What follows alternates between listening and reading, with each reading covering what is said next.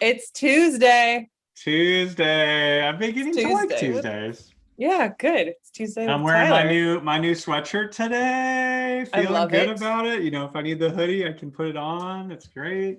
In case it gets real cold. Yep, it's great. Awesome. Yeah. Well, today we're going to talk about like tools and processes. Okay. And I mean, I've heard you say this before that sometimes organizations try to fix a process or a people problem by adding on an additional tool. Hmm. And it can be kind of hard to differentiate when you need what change and why. And so that's kind of what we want to talk about today. So, Yeah.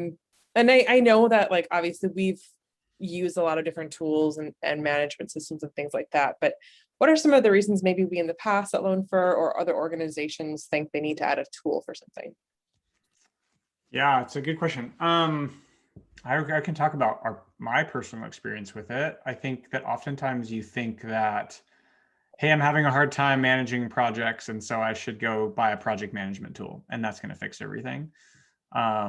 Or insert whatever tool you want, whether it's a paid media management tool or it's a content strategy tool or really any tech tool or whatnot that you're going to try to bring in your business. You're kind of expecting it to solve the problem that you have.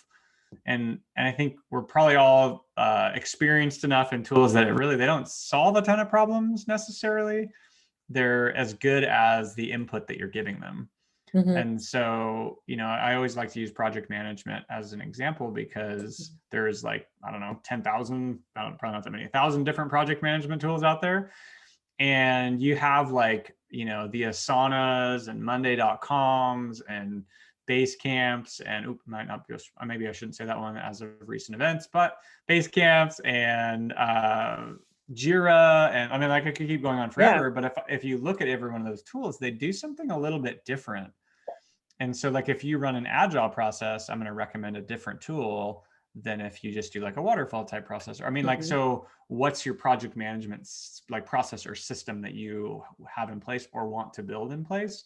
And then that's how you should pick your tool. So I learned this term a long time ago from this buddy. His name's Doug Davidoff. So Doug, if you're listening, high fives, chest bumps. But that you should hire technology versus just buy technology.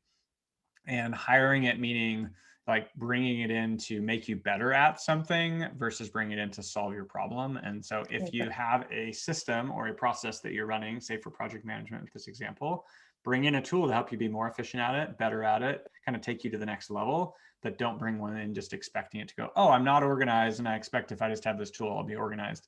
No, you'll just be unorganized on the tool. Like it's not really going to change anything for you. So that was a long spiel, I guess, about kind of that process or expecting technology to replace your maybe systems that might not exist or processes that don't exist. No, I really like it. It actually reminds me of our level 10 meetings and our attraction EOS processes or what we follow. Whenever we have a problem, we bring it up as an issue. And oh my goodness, do we talk so much about that issue and the cause of the issue? And is the issue really what we think it is? Or is there something different behind it? And sometimes even today in our call, we had an issue that we brought up and we actually uncovered it was 3 separate issues. And some of it have to do with people, some of it have to do with process and other things. And so like really getting to the root of the problem that you're trying to solve instead of just like a blanket, oh, I need a project management system for sure. Yep. No, 100%. That's it's you can really like balloon your expenses as a business really fast by adding technology. Mm-hmm. And so it's really important that you kind of are continually like kind of babysitting your budget, if you will, of what project or what tools are you bringing in to do what things for your business. And are they still beneficial?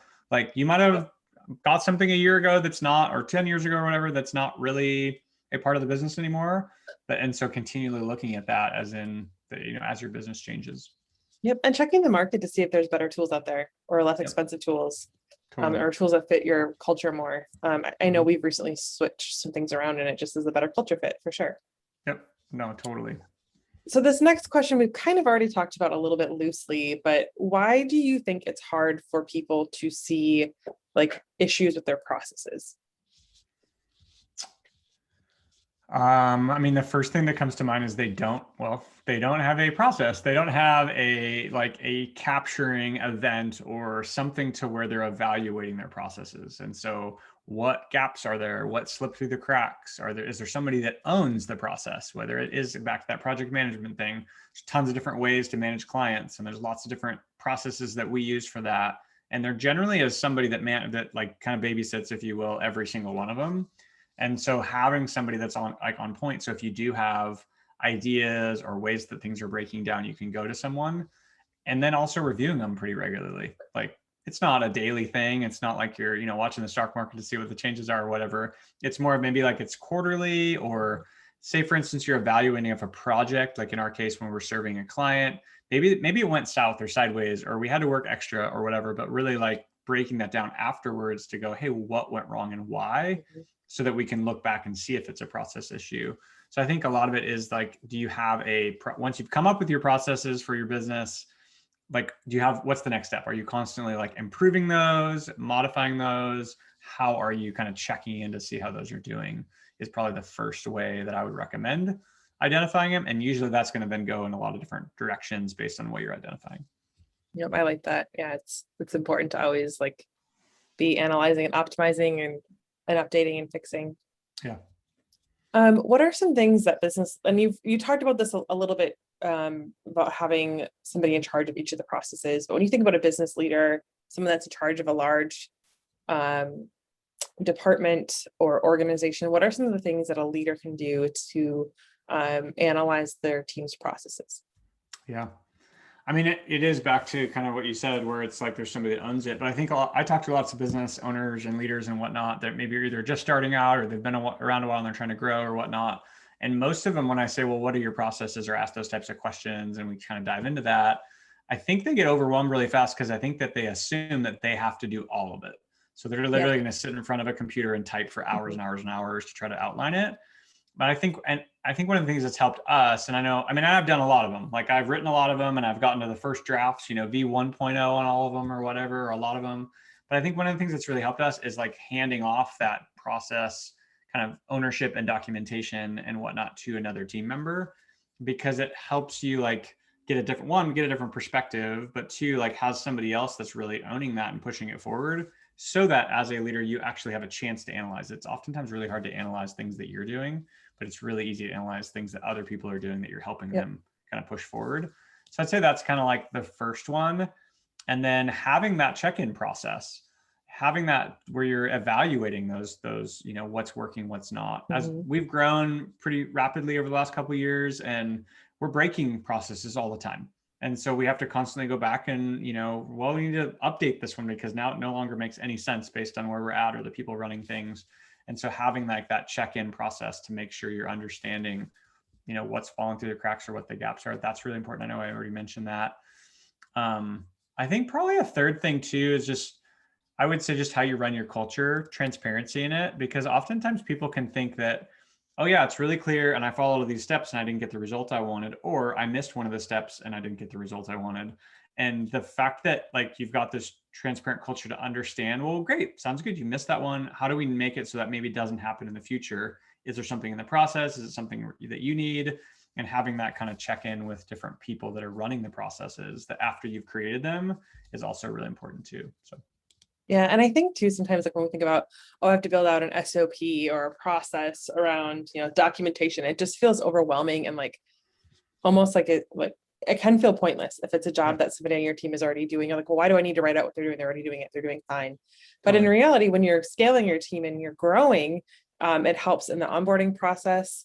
It also helps to kind of process map and identify maybe duplicate work that's happening, or what could go wrong if this sort of happened. Then this if then statements, things like that can really help fill holes or gaps in your process, but then also, like I mentioned, help scale your team real quickly. I remember being so impressed with all the processes that we had here when I started. It was so like easy just to walk in and know what everybody was doing. And it's a lot of information that you can spend time in, but you also know then that the company that you're joining has their stuff together, and it makes it a little less scary. Totally. So we use a lot of tools here. So, we talk about Slack. We talked about some of the project management tools that we use. We use HubSpot. We use Asana. What are some of the tools that you've seen be really helpful and known for growing? It's a good question. I would say, well, to connect it with processes, one of the things that's been the most helpful is video capture. Yeah. And so I think in the early days, I used to use Loom, and now a lot of what we do is in Vidyard. Just a little plug. We are certified partners with Vidyard. If you need help with it, let us know. But no, we use the Chrome plugin, and it's using the webcam like this, and we talk through things. And I think that's been really helpful in developing some of these processes, because oftentimes this is how it starts. Hey, how did you do this? I'm just gonna ask you a question. How did you do this? And then they talk about it, or someone does, or I do. And then you can transcribe that. You can throw the video in, the notes that you're doing or something like that. So video has been really helpful, and just talking into something, whether it's the audio or video or both. We used to use a tool called Tetra to kind of essentially be like a internal wiki, if you will, repository for lots of ideas and stuff. We've kind of moved off of it. They are super, they're an amazing company, highly recommended. They're really pushing towards big enterprise. And so some of the features and functions that we would use as a smaller company potentially just were starting to be sunsetted. And so we kind of moved off of that. And so we're not using that any longer, but that really did help us kind of organize a lot from a just, this is client fulfillment, this is HR, this is finance, all the different things and where we've kind of been able to document process. So we're now using just Google Docs folders, permissions, suggestions, really making sure that's fairly buttoned down. So that's been helpful. Honestly, the biggest tool that I've used, and it's not digital, but it's how do you replace yourself in that mentality? Yeah. And so, if I disappear, I'm gone for a week, or Amanda, you're gone for a week or something, how do I know how to jump into the sales process and help push the things forward that you're doing if we don't have some sort of a documented process that would tell me, if I see this deal in this pipeline, what happens next, or what did you do to get it there? Or for instance, when we bring on people and train them, how do we figure out how to replicate ourselves and make what we do better? And so that's just helped a lot, just that mindset. And I know that's not an actual tool you can go buy, but there's tons of other ones I've looked at too. There's HR ones that have been helpful that are really cool that you can put in different training and onboarding processes too. There's a program called Trainual that I've looked at in the past. That's a lot more video based and kind of curriculum based, if you will. But lots of tools like that have been really helpful for processes. But honestly, since we're remote, we've lived in Google Apps and the whole Google suite, just because we're constantly back and forth on things. We live in Slack, we live in Asana, and then my favorite thing is Zoom, because of the fact that, when the COVID hit and all those things, everyone went remote, I'd be getting texts, hey, have you ever heard of Zoom? And you're like, I've been a paying customer for 5 years. And so that's just been huge for us, because we're using it as a replacement to in-person meetings. And so it's been a super valuable tool. And then we're constantly bringing in other tools. So whether they're helping us with client fulfillment on different things, or whether they're content tools or whatnot, we're always kind of experimenting to see what's out there, because there's new and improved ones that are always coming out. So absolutely. And tools don't even have to be programs necessarily. Yeah. HubSpot has a lot of templated tools, whether that's a content calendar or different calculators or things like that, being able to tap into those, and even just Googling things. If you're looking for, I need a contract template, Google it. You can have a really good start there. Certainly tons of stuff that you can find just by searching for it. Totally. 100%. Awesome. Yeah. Well, this has been fun. Thanks for sharing your thoughts on this beautiful Tuesday. Absolutely. Thanks for having me. Talk to you soon. See you.